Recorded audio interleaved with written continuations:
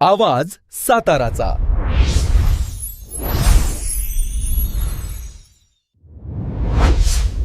आवाज साताऱ्याच्या न्यूजमध्ये आपले स्वागत आहे। कोरेगाव आगारात गोंधळ, सहाय्यक वाहतूक निरीक्षक धीरज भुजबळ यांच्या कारभाराविरोधात कर्मचारी व कुमठे ग्रामस्थांचा संताप, आत्मदहन आंदोलन करण्याचा दिला इशारा। महाराष्ट्र राज्य मार्ग परिवहन महामंडळाच्या कोरेगाव आगारातील सहाय्यक वाहतूक निरीक्षक धीरज भुजबळ यांच्या मनमानी कामकाज पद्धतीविरोधात संतप्त झालेल्या कर्मचाऱ्यांसह कुमठे येथील ग्रामपंचायत सदस्य, पदाधिकारी व कार्यकर्त्यांनी बुधवारी दुपारी कोरेगाव आगारात धाव घेत कारवाईची मागणी केली। यावेळी प्रभारी आगार व्यवस्थापक मदने यांच्यासमोर तक्रारींचा पाढा वाचण्यात आला। कोरेगाव आगारात धीरज भुजबळ यांची सहाय्यक वाहतूक निरीक्षक म्हणून नियुक्ती असून ते कोरेगावचेच रहिवासी आहेत।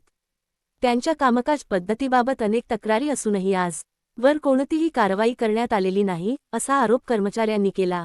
ग्रामीण भागातील बससेवा अचानक रद्द करून त्या बस वेगवेगळ्या मार्गावर वळविल्या जात असल्यामुळे प्रवाशांचे तसेच कर्मचाऱ्यांचे मोठे नुकसान होत असल्याचा आरोपही यावेळी करण्यात आला। वरिष्ठ अधिकाऱ्यांच्या पाठबळामुळे भुजबळ हे हेकेखोरपणे वागत असून त्यामुळे आगाराचे आर्थिक नुकसान होत असल्याचीही नाराजी व्यक्त करण्यात आली। या प्रकारामुळे वैतागलेल्या कर्मचाऱ्यांच्या कुटुंबियांसह माजी कर्मचारी आणि कुमठे गावचे ग्रामपंचायत सदस्य शिवाजी रोमन, मॅटर ग्रुपचे प्रमुख शुभम जगदाळे, तन्वेश जगदाळे, सचिन वाघ, संतोष जगदाळे, महेश जगदाळे, युवराज जगदाळे, प्रकाश कदम, तुषार जगदाळे, शुभम वावरे यांच्यासह पदाधिकारी व कार्यकर्त्यांनी आगारात येत आंदोलनात्मक भूमिका घेतली। आगार व्यवस्थापिका नीता जगताप या रजेवर असल्याने सहाय्यक वाहतूक अधीक्षक मदने यांच्याकडे प्रभारी आगार व्यवस्थापक म्हणून पदभार आहे। त्यांच्या भेटीत तक्रारींचे निवेदन देण्यात आले।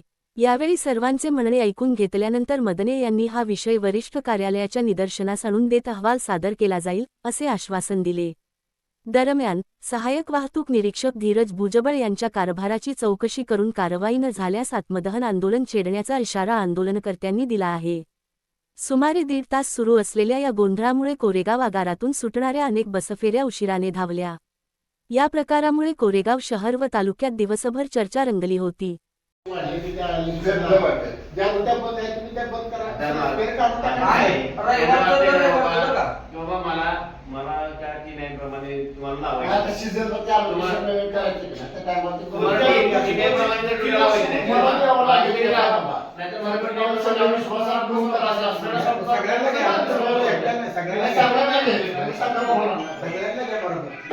तुम्ही जरा दखल घ्या।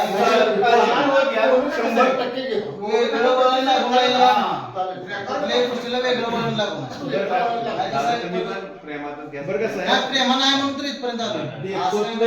विषय राहावा, डेपोच्या बाहेर विषय गेला तर त्यांना डेपोतला विषय हा विषय ते सांगते।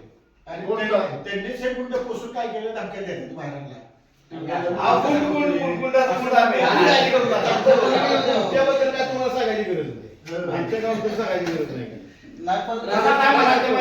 आपण स्थानिक असो कुठलंही असो, फक्त कामगार हा कामगार म्हणून राहिला एकाला चांगलं एकाला कळलं पाहिजे।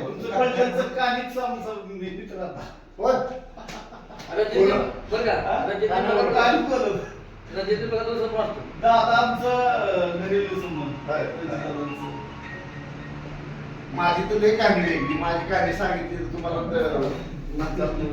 वेगळी काय।